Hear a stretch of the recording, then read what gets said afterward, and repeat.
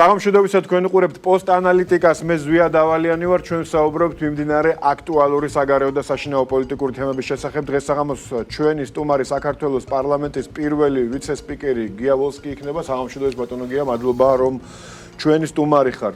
მოგესალმებით.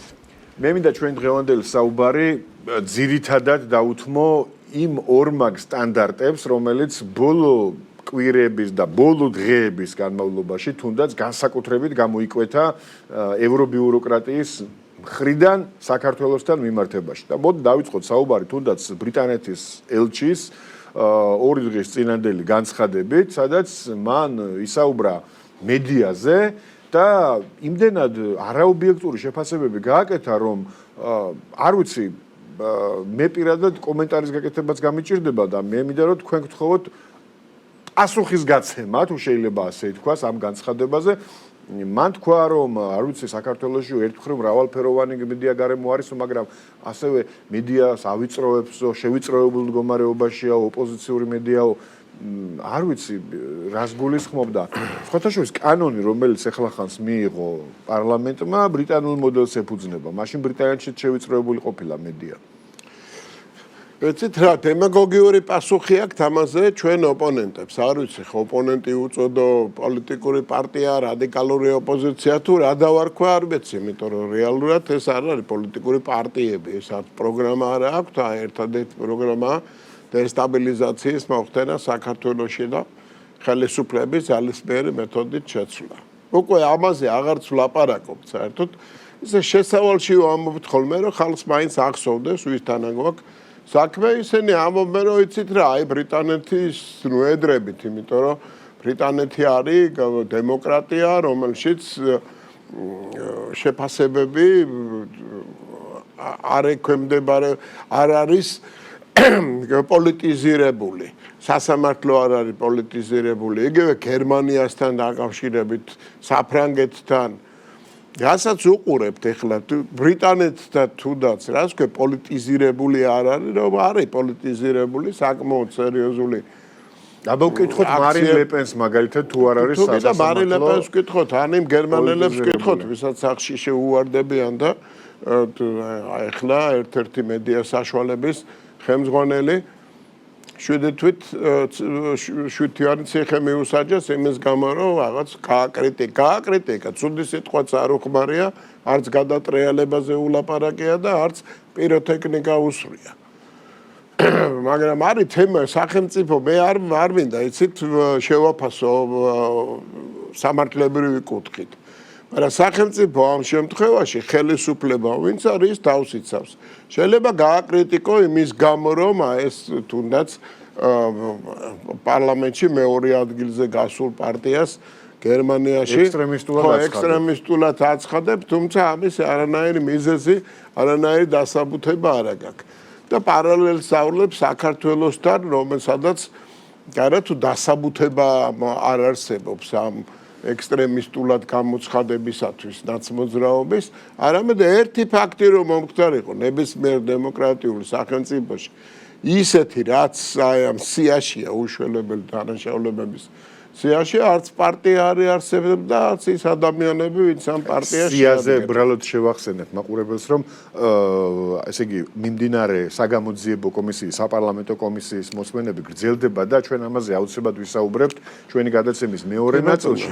მაგრამ გეთანხმებით აბსოლუტურად, ანუ ის რაც თუნდაც ერთი დღე ამ საგამოძიებო კომისიის, ერთი დღის განმავლობაში რა ინფორმაციაც გვესმის, მხოლოდ ეს იქნებოდა საკმარისი ევროპაში ნებისმიერი პარტიის ისე არ მინდა გამომივიდეს, რომ მე და თქვენ ერთი და იგივე საკითხთან დაკავშირებით ერთი პოზიცია გვაქვს და ამ პოზიციას ვაკრიტიკებ და ვამბობთ, რომ ეს ორმაგი სტანდარტია, უსამართლობა და ასე შემდეგ. სანამ სერიოზულ ანალიზზე გადავიდოდეთ, რატომ ხდება საერთოდ, რა პროცესები მიმდინარეობს, კიდევ ერთ მაგალითს მოვიყვან რა. ჯერესერთი გერმანიის ფედერაციის ის არ ჩამოყალიბებულა ჯერეს კოალიციური ხელისუფლება და აქ შოლცის პარტიაც თავის სიტყვას ამბობს და ჯერჯერობით მოვალეობასაც ასრულებენ და მაშინ როცა ჩვენ გარკვეულ ჯგუფს ადამიანებისას სანქციები დაადეს სერიაში იმყოფებოდა აგერ საგარეო საქმეთა მინისტრი გერმანიის და იმ 3 მილიარდში, რომელსაც პირველ ეტაპზე აძლევს ევროკავშირი სირიას, მიუხედავად იმისა, რომ იქ ხოცვა-ჟლეტო ადამიანების ჩვეულებრივი ამბავი იყო და დიდი ამბავიც იყო ამაზე ატეხილი გავრცელი და საშინელი კადრები, ხო, ყველა ვნახეთ, არა?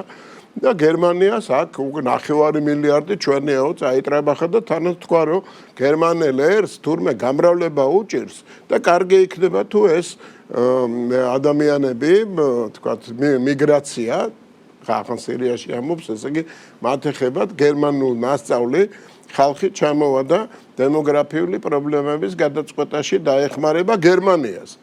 ეხლა ეს არ არის უკვე ორმაგი სტანდარტზე ლაპარაკი და ის თქვათ რაღაცა ტრაგიკული ხმით გამოცხადება, რომ პატარა საქართველოს რატო ერჩიან. ეს ყველაფერი კითხვა რატომ არის მთავარი თემა არ არის არც ბრიტანეთის ელჩი ისეთი ადამიანი უინტელექტო, კარგად იცის რაც ხდება, თუნდაც გერმანიაში ხო სამაგალითო ქვეყანა იყო თავის დემოკრატიით, თავის დისციპლინით, წარმოების დისციპლინით, მაგრამ დემოკრატია მთავარი რასაკვირველია ეს რესურსი. ეხლა მეორე ნომერმა პარტია პარლამენტში უკვე გადაუსწრო პირველ ნომერ პარტიას თავის პოპულარობით და ეხლა უკვე მოდის იქ ერთად არ ხდება ადგილობრივი არჩევნები სხვადასხვა მიწებზე, სხვადასხვა კალენდარული ვადებია არჩევნების ადგილობრივი არჩევნების ჩატარება. ამ ვითარებაში არიან. იგივე მდგომარეობაა თქვათ რუმინეთში, საფრანგეთში იგივე მდგომარეობაა და როცა ვამბობ საქართველოს მიმართ რა უნდა ეს პატარა ქვეყანა, რომელიც დგას იმ პოზიციაზე, რომელიც სტანდარტებით, მთელ რიგ მიმართულებებით. რა ვიცი, რამდენი ჩამოვთვალო ეხლა ანალიზი გააკეთეს აგერ ჩვენს აპარატში ყველა მიმართულებით ვართ წინ. ბევრჯერ ვიმეორებ, მაგრამ იცით რა, ახლა წარმომიდგენია, რომ აი ერთი და იგივე არ უნდა გაიმეოროს, ვიღაცა ამას ამბობს. როგორ არ უნდა გავიმეოროთ? რეიტინგი არ არსებობს, სადაც ჩვენ წინარა ვართ. კანდიდატ ქვეყნებზე და ძალიან ბევრ ევროკავშირის წევრ ქვეყანას. მაშინ რა ხდება? აი რატომ არის რომ თქვათ ბრიტანული კანონი გვაქვს მედიაზე და გვაკრიტიკებენ რომ მედიას ვავიწროებთ. რა ხდება? რა სიტუაციაა მთლიანად? და გადავხედოთ რა სულ ეხლახანს მოვისმინე რაღაც საექსპერტო მიმოხილვები არა მარტო საქართველების ამერიკელების, ევროპელების, რომლებიც ამბობენ აღწენენ სოფლიოში მიმდინარე პროცესებს. და ჩვენ სამეზობლოში ნაკლებად არის გაკეთებული ეს სიღრმისეული შესწავლა ვითარების. აგერ ძალიან სერიოზული პრობლემა აქვს სომხეთი და აზერბაიჯანი ჯერ ვერ მივიდნენ შეთანხმებამდე, რომ ხელი მოაწერონ და ომის გაჩაღების ღმერთმა დაიფაროს ჩვენი ორი მეზობელი, ორი ჩვენ საუკეთესო მეზობელი, მეგობარი, სტრატეგიული პარტნიორი შეიძლება ისე მოხდეს, რომ ამ ვითარებამ ძალიან სერიოზულად დაძაბოს რეგიონში ვითარება. სომხეთი გამოაცხადეს სტრატეგიულ პარტნიორად ამერიკას. მივესალმები ამას. რასაკვირველია ეხლა ვიყავით სომხეთში და რასაკვირველია ჩვენთვის მნიშვნელოვანია, რომ აი ამ ვითარებაში სამხრეთ კავკასიის რეგიონში ეს განვითარება აი ამ პროცესისას წავიდეს, მაგრამ იქვე რამოდენიმე დღის შემდეგ ირანთან ერთად ჩაატარეს სამხედრო ცნები. ეს ბევრმა არ იცის, რაც მიუქცევიათ ყურადღება. კი ბატონო, 2 დღე იყო, მაგრამ სიმბოლიზმი აქვს ამ იმას. აქ საკმაოდ სერიოზული დაძაბულობაა. მდინარე გადაუკეტა ინდოეთმა პაკისტანს, როდესაც ძალიან სერიოზული დაპირისპირებების პირობებშიც კი ეს წყლის შეთანხმება არსებობდა და ამას ხელს არავინ არ კიდევდა და აი ეს რესურსი უშველებელი კაშხალით არის მნიშვნელოვნად შემცირებული, რომელიც აი ეს ჭირდება პაკისტანს. პაკისტანი ამბობს, რომ წყალის გადაკეტვა მათ მიერ განიხილება როგორც ომის გამოცხადება. აი ორივე ბირთვული სახელმწიფო ყველა მისის. ამ ვითარებაში წარმოიდგინეთ, აი რა ხდება სირიაში, თურქეთის და ისრაელის დაპირისპირება, ჩვენი სამეზობლოა, ხო? ამასთან დაკავშირებით ჩვენ ყველასთვის ეკეთა გვინდა რასაკვირველია, რომ მშვიდობა იყოს. მოვიდა ახალი ადმინისტრაცია ამერიკის შეერთებული შტატების. გაჩნდა იმედი, რომ მშვიდობის დღის წესრიგის შეცვლის ომის დღის წესრიგს, მაგრამ ვერ მიდის ეს პროცესი იმ სისტრაფით, რომელსაც ველოდებოდი და ბრიუსელის ბიუროკრატიამ პრაქტიკულად ხელში აიღო მართვა მაშინ, როდესაც ევროკავშირში კონსენსუსი უნდა იყოს. ქვეყნები ერთმანეთის ინტერესების გათვალისწინებით რაღაც ჩამოთვლი რა სისტემა მუშაობს ზოგადად ევროკავშირში ყველამ ვიცით და თუ არ ვიცით უნდა გავიგოთ რომ მოკლედ არსებობს ქვეყნების რაოდენობა 27 ქვეყანა რომელსაც უნდა კონდეს ერთი სტრატეგია რათა არ დაზიანდეს მათი ეკონომიკა სოფლის მეურნეობა გახსოვთ უკრაინას გადაუკეთეს ემბარგო გამოუცხადეს უკრაინის ხორბალს არა ევროკავშირის ქვეყნებმა უფრო მეცად გეტყვით მიგრაციის პირობებში ევროკავშირის ერთმა ქვეყანამ მეორე ქვეყანას ჩაუკეტა საზღვარი. გაუქმა თავისუფალი მიმოსვლა. აი ესეთი პროცესები მიმდინარეობს და მას მოვედით საბოლოო მიზეზამდე. რა უნდათ საქართველოსგან. საქართველოს საგანგებო კიდევ ერთხელ უნდა გავიმეოროთ და 10 ჯერ და 100 ჯერ უნდა გავიმეოროთ. საგანგებო გეოგრაფიული ლოკაციიდან გამომდინარე საქართველოს ხვალ ზეგ შეიძლება გახდეს საკვანძო ქვეყანა იმისათვის რომ ეს სატრანზიტო დერეფანი იყოს კონტროლის ქვეშ და ყველას ეს კონტროლი უნდა. ბერკეტი რომელთაც შეიძლება არა მარტო გახსნა სატრანზიტო მიმოსვლა და ასეთი უშველებელი საოჭრო შეთანხმებები განავითარო, არამედ გადაკეტო კიდევაც. თუ კი ეს შენ გჭირდება გარკვეული სტრატეგიული მიზნისათვის და არავინ არ თქვას, არც ერთმა მსმენელმა. რომ არ არსებობს რაღაცა გარკვეული ემოციური დამოკიდებულებები და ურთიერთობები არ არსებობს. ყველა ქვეყანა მოქმედებს თავის ინტერესით. ჩვენ ძალიან პოზიტიურად უყურებთ იმას, რომ ამერიკის შეერთებულ შტატებს ტრამპს აქვს გარკვეული თემებზე, მნიშვნელოვან თემებზე იგივე დამოკიდებულებები და ხედვები, რასაც ჩვენ უკვე წლებია ვამბობთ, უბრალოდ რესურსი გვაქვს მცირე და ამას ვერ ვამკვილებთ. ჩვენ კი არა ამერიკის შეერთებულ შტატებსაც უჭირს რომ ეს პრინციპული მნიშვნელობის საკითხები ინტენსიურად წაწიოს წინ. აი ამ ვითარებაში საქართველოს კარგი სიტყვა მინდა, იცით, მოვძებნობთ მედიის საეთერო სივრცეში დათრევა უნდათ. და მეორე საკითხია კიდე ავიწყდებათ, რომ თითქოს ტერიტორია ოკუპირებული კი არ არის რაღაც მნიშვნელოვანი და თითქოს ათეულობით სამხედრო ობიექტი არ იყოს და სარაკეტო კომპლექსები დგას.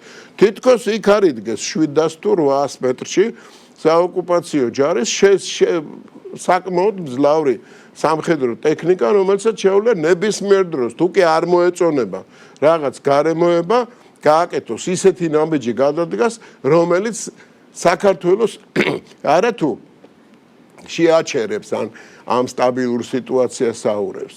არამედ შეუქცევად ინგრევის პროცესი შეიძლება გამოიწვიოს. დავა კონკრეტულად და დავაზუსტოთ, ანუ საქართველოს დათრევა უნდა ევროპულ ბიუროკრატიის იმ ნაწილს, რომელსაც ჩვენ მოვიაზრებთ ომის პარტიად და რომლის ინტერესებსაც გამოხატავენ როგორც წესი მათი ელჩები საქართველოში. სხვათა შორის რა უნდათ საქართველოსგან ეს შეიძლება ესე ხატოვნად გამოვხატოთ იმ შეხვედრის პათოსითაც, რომელიც 30 აპრილს გაიმართა სალომე ზურაბიშვილის მიერ ჩამოყალიბებული ეგრეთ წოდებული წინააღმდეგობის პლატფორმა 30 აპრილს შედგა ელჩების თანდასწრებით ოპოზიციური რადიკალური ოპოზიციის შეკრება და აქ კიდევ ერთხელ გაჟღერდა ის თეზისი, რომ საქართველოში აუცილებლად უნდა დაინიშნოს ახალი საპარლამენტო არჩევნები. ანუ არა უღიათ მათ ხელი იმ გეგმიდან, რომ როგორმე შეცვალონ საქართველოს ხელისუფლება. ხო, თითქოს და დაავიწყდათ. ეხლა ხანს ვიღაც რუსი პრანკერი, აი რო ურევდნენ ხოლმე არევას ვეძახდით ბავშვობაში და ტელეფონს რო დაურეკავს ხვისი სახელით არ უცნობი ვიღაცა ურეკავს, რომელიც 100%-იანი დაკავშირებულია სტრუქტურებთან და ეკითხება თემებთან დაკავშირებით, რას ფიქრობს სალომე ზურაბიშვილი და ამბობს, რომ შვიდობიანად ეს ვერ გადაწყდება. ნებისმიერი თათბირი, რომელსაც ესწრება მით უმეტეს ელჩები, არის მიძღვნილი იმ პროცესის განვითარებისაკენ, რასაც სალომე ზურაბიშვილი ამბობს, რომ შვიდობიანად ეს საკითხები ვერ გადაწყდება. ხომ რეალობა, ხო ვიცით, არა ჩვენ ფაქტებს უსვამთ ხას. აქედან გამომდინარე, როდესაც ქართული ოცნება და ღია ფორმატში თუ დაკეტილ ფორმატში ჭობს იმაზე, როგორ გამოვიდეთ ამ მდგომარეობიდან, რომ გადარჩეს ეს ქვეყანა და შევინარჩუნოთ ეკონომიკური ზრდის ტემპი. ლამის 2 ციფრიანზე გავედით, 9 და 4-ია პირველ კვარტალში, 10% გვინდოდა, რომ ზრდის ტემპი ყოფილიყო ეკონომიკის. ევროპიდან შემოსული ტურისტების რაოდენობა 40%-ით გაიზარდა გასულ წელს. ეხლა ამათი ამოცანა რა არის? რომ შექმნან კრიზისი სახელმწიფოში, ლარის კურსზე მიიტანეს შეტევა, ეროვნულ ბანკზე მიიტანეს შეტევა, რათია თურნავაზე მიიტანეს შეტევა, მაგრამ აღმოჩნდა, რომ თურმე ესე არ არის ადვილი ამის შერყევა. აგერ სოფლიო ბანკის და საერთაშორისო სავალუტო ფონდის მაღალ ხელმძღვანელებთან ქონდა ეხლა ხარ ჩვენ ეროვნულ ბანკში შეხვედრა ფინანსთა მინისტრს და პირველი ვიცე-პრემიერი იყო ამერიკის შეერთებულ შტატებში და არა მარტო სოფლიო ორგანიზაციებში, იცი, რაღაცა ისტერიკა გამოიწვია, მან აი სალომე ზურაბიშვილის სხედან ადამიანები რომლების ისტერიკის თავარი მიზეზი არის ის, რომ რაღაცა წარმატებული აქვს ამ ქვეყანას. გინდა ეკონომიკის საკითხებში, გინდა ერთსულ მოსახლეზე შემოსავლის ზრდა. პრობლემები მოგვარებული არ არის. როგორც კი ამას ამბობ, გეუნებიან, ხო, აბა ხალხი გაჭირებულ ხალხს რა პასუხს აძლევთ და თქვენი აზრით ყველაფერი კარგად არის. არ არის ეს ჩვენი აზრი. ჩვენი აზრი არის ის, რომ გაცილებით უკეთესად იქნებოდა ყველა ეკონომიკური მაჩვენებელი, რომ არა ეს შიდა მეხუთე კოლონის შემოტევა ჩვენზე. წარმოიდგინე, ყველას ერთი იდეა რო კონდეს ამ ევროინტეგრაციის თემასთან დაკავშირებით. და არის ერთი საკითხი კიდე რა, მაგალითი მინდა მოვიყვანო.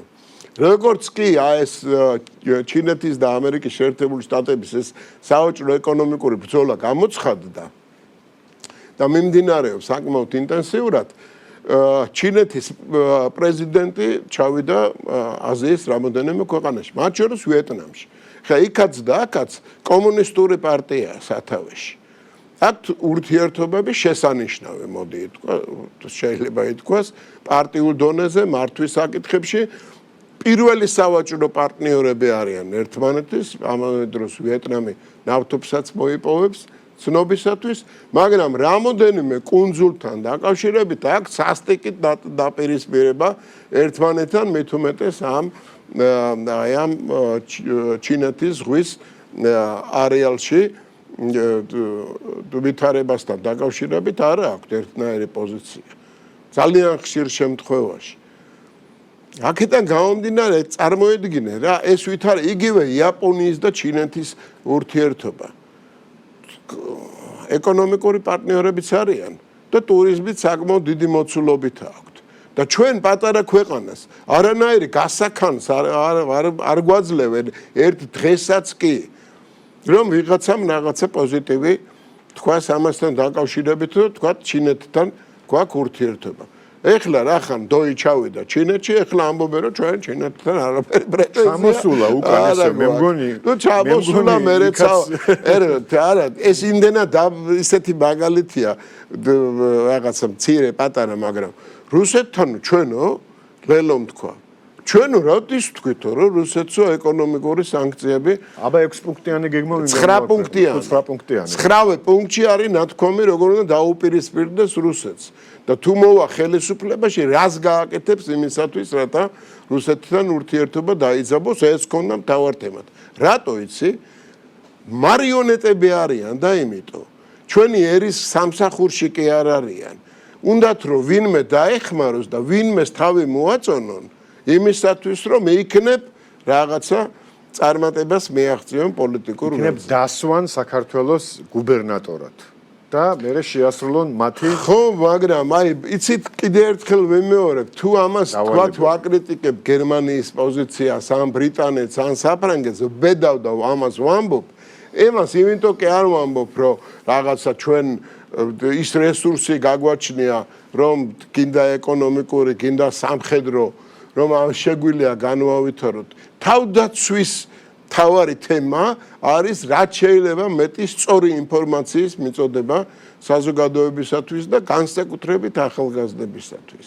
კრიტიკული აზროვნების დეფიციტმა გამოიწვია ის პრობლემები, რაც ჩვენ მნიშვნელოვანწილად ახალგაზრდობისთვის განსაკუთრებით მნიშვნელოვანი იქნება ასევე მიმდინარე საპარლამენტო საგამოძიებო კომისიის მუშაობა, რომელიც დღე არ გავა ფაქტობრივად, რომ კიდევ ერთხელ არ შეგვახსენოს ამ კომისიის ფარგლებში, კიდევ ერთხელ არ მოგვეცეს საშუალება გავიხსენოთ მათ, ვისაც გვახსოვს და ვისაც არ ახსოვს და პატარა იყო იმ წლებში, გაეცნოს იმ საქმეებს, რომლებიც თან ეს საქმეებიც ხო აისბერგის წვერია, ყველაზე უფრო გახმაურებული და ყველაზე უფრო ტრაგიკული, თუმცა ყველა იმ ადამიანისთვის, რომელმაც სიცოცხლე დაკარგა, ან უახლოესი ადამიანი დაკარგა, ყველა დანარჩენი საქმეებიც არანაკლებად ტრაგიკულია. ხო, რასაკვირველია, მაგრამ აი ეს ინფორმაცია ხო უნდა იყოს ვიღაცისთვის საყურადღებო.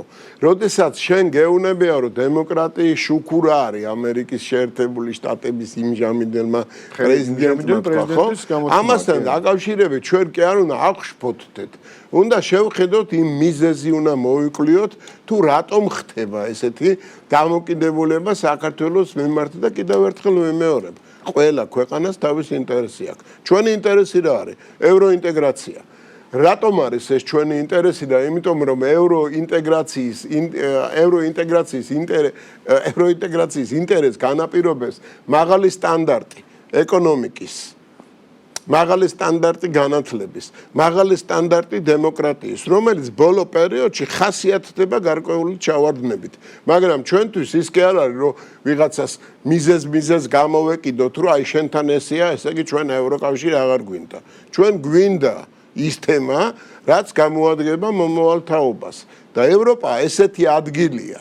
ეხლა შიდა დაპირისპირებები შეიქმნა იქ.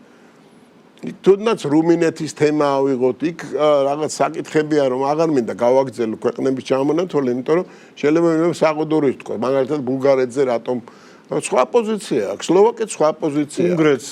უნგრეთს სხვა პოზიცია აქვს. ეხლა ამბობენ, რომ ევროკავშირშიო შეიძლებაო ჩვენო გადაწყვეტილება მივიღოთ თუ არა კონსენსუსითო, მაგალითად თიც გვიქნევენ და ეს არის სერიოზული და მუქარა. რომ გაგიუქმებთ ვიზა ლიბერალიზაციას, მაგრამ ეს რომ გააუქმო, ჯერ უნდა გააუქმო ის სტანდარტი, რასაც ქვია ევროკავშირში გადაწყვეტილებების მიღების მექანიზმი. ანუ 27-ვემ კი არ გადაწყვიტოს, უმრავლესობამ გადაწყვიტოს, აი 15-მა ქვეყანამ, მაგალითად, ან 14-მა ქვეყანამ გადაწყვიტოს. ეხლა ეს უკვე საფრთხეს ქმნის.